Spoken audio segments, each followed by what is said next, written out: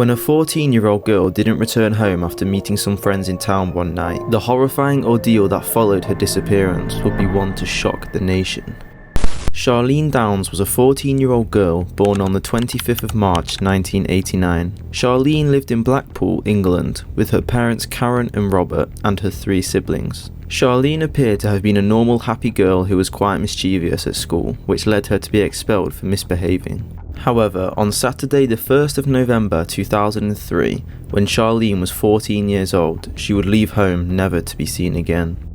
At around 6:45 PM, Charlene and her sister Rebecca were out in town when they bumped into their mother, who was handing out leaflets for the local takeaway shops. Their mother asked the two what their plans for the evening were. Rebecca said she was going straight home after this, and Charlene told her mother she was going to wait for her 2 friends to get the bus into town and spend some time with them.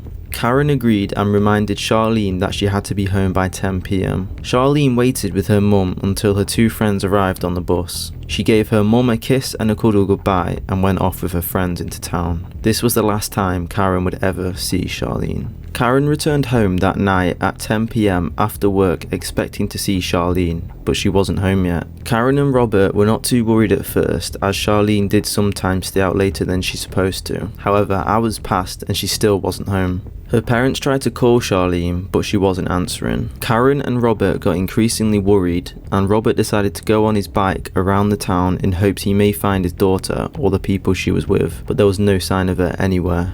The pair calmed themselves down and thought maybe Charlene had stayed over at a friend's house and not told them. They both went to bed and expected Charlene to arrive home the next morning. However, Sunday morning came and she still hadn't returned home. A few hours passed and Karen got a gut feeling that her daughter wasn't coming home.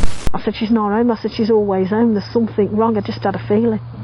Karen and Robert drove to every one of her friends' houses to ask if Charlene had stayed the night. The 2 girls Charlene was last seen with told Karen and Robert that they left her by herself last night on the pier at 9:30 PM so they could go back and babysit. None of her other friends had seen her either.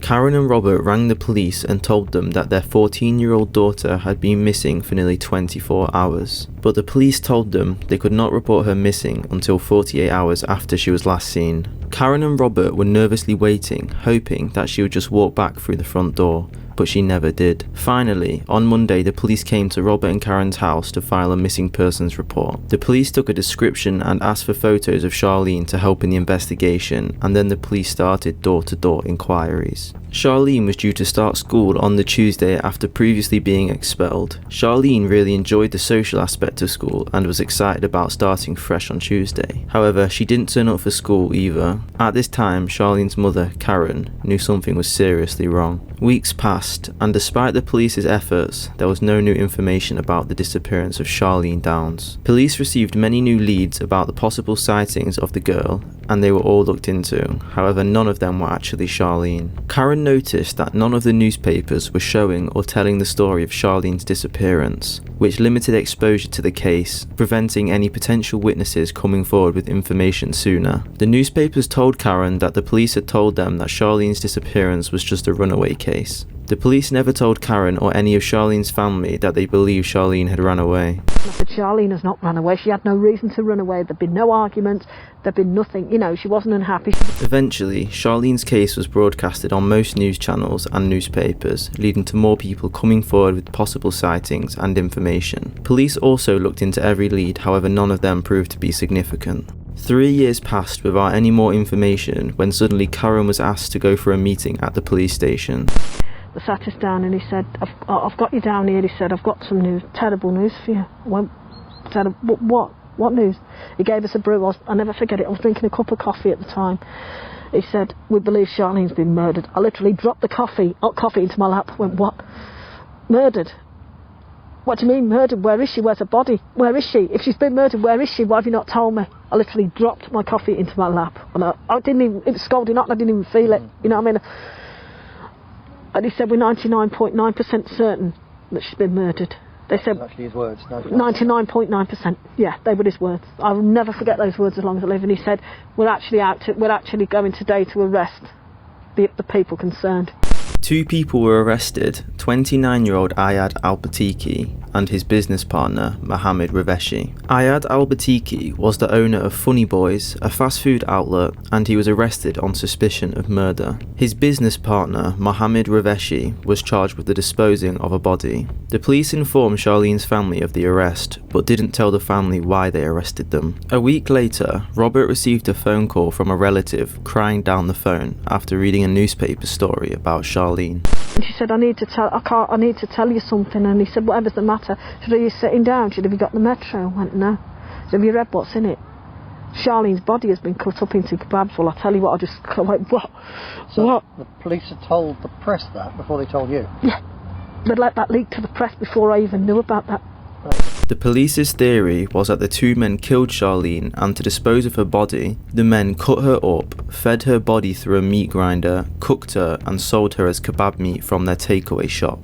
The men were taken to trial in the May of 2007. The reason for the theory and the main piece of evidence was a secret audio recording of the two men talking. The police received information from one of the suspect's brothers. He told police he overheard his brother and his brother's business partner bragging about killing and disposing of a little girl's body. The police bugged the men's homes, cars, and workplace in hopes to catch them talking about the murder to use as evidence. Allegedly, in the tape recordings, Ayad Al-Batiki admits to having sex with Charlene, killing her, and then putting her dead body in the meat grinder and selling her as kebab meat. He also allegedly said in another tape recording, I killed her, I killed a girl, I was just angry.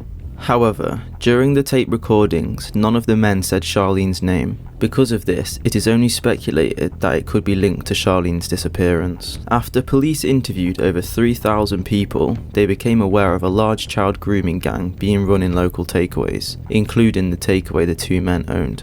Some owners and workers of these takeaways were grooming approximately 60 young girls from the age of 11 to 15. These people would give the young girls alcohol, cigarettes, and free food in return for sexual favours. It became apparent that Charlene was being groomed and exploited by these men for a year before she went missing. The court case came to a hung jury, meaning the jury couldn't all find the two men either guilty or not guilty. Half of the jury thought the men were guilty, however the other half didn't think there was enough evidence.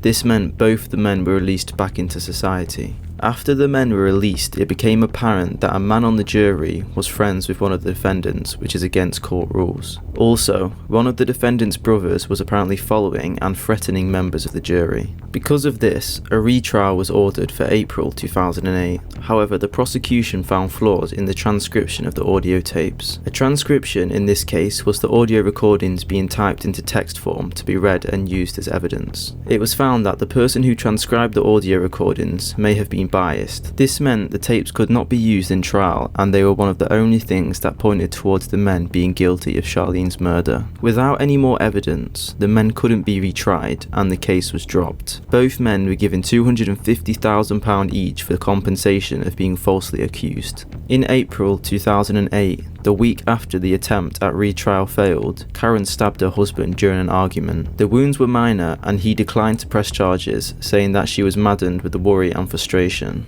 It also became apparent that Charlene's house was being frequently visited by men with rape and assault convictions. At the time of Charlene's disappearance, there was a man staying in the house who was on bail for sexual offences. On the 1st of August 2017, police arrested a 51-year-old man who lived in Blackpool at the time of Charlene's disappearance on suspicion of murder. The police found it suspicious that he owned a cafe in Blackpool, and around the time of Charlene's disappearance he randomly abandoned his business and moved to a different city. However, the man was released 2 days later as he had no evidence to legally hold him for any longer. This case remains unsolved to this day. There's many people I believe could have been responsible for her disappearance. Give your thoughts and opinions in the comments below. Thanks for watching.